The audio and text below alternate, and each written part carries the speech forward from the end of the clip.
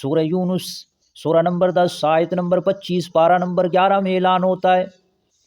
بسم اللہ الرحمن الرحیم، واللہ یدعو الی دار السلام، فرمایا اور اللہ لوگوں کو سلامتی کے گھر کی طرف دعوت دیتا ہے، جنت کی طرف دعوت دیتا ہے۔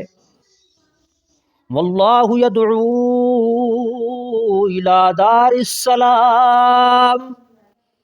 اللہ invites people to the abode of peace۔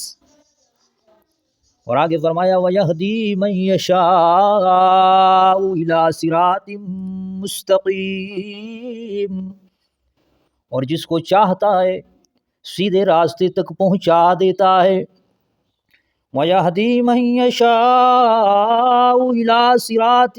مُسْتَقِيمٍ،